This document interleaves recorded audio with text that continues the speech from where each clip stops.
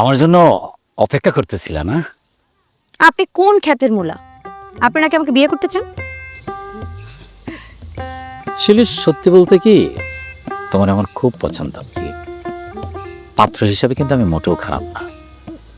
আমার মতো যোগ্য পাত্র হারালে কাঁদতে কিন্তু আড়ালে।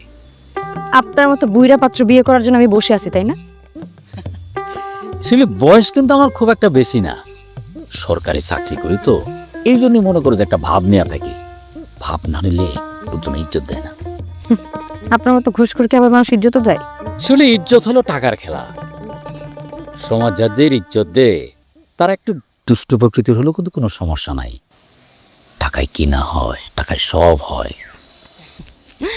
টাকা যদি সব কিছু হয়, তাহলে আপনি এক কাজ করেন, আপনি টাকা দিয়ে একটা বউ কিনে নিয়ে আসেন। কারণ টাকা দিয়ে আপনি আমাকে কিনতে পারবেন না।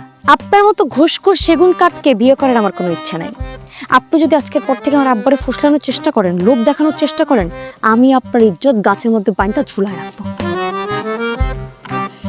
শিলি, বুঝতে পারছি তুমি আমার উপরে খুব বিরক্ত, অনেক রাগ করে আছো।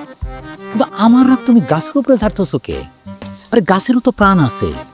এটা কিন্তু আমার কথা না, এই কথাটা বলেছেন স্যার জগদীশ চন্দ্র বসু। বাহ, আপনার খুব জ্ঞান। আপনি এক কাজ করেন, আপনার মতো জ্ঞানী একজনকে বিয়ে করেন। আমার আপনার মতো জ্ঞান নাই। আপনি আমার বাসায় আর কোনোদিন বিয়ের প্রস্তাব পাঠাবেন না, কারণ আপনাকে আমার পছন্দ না।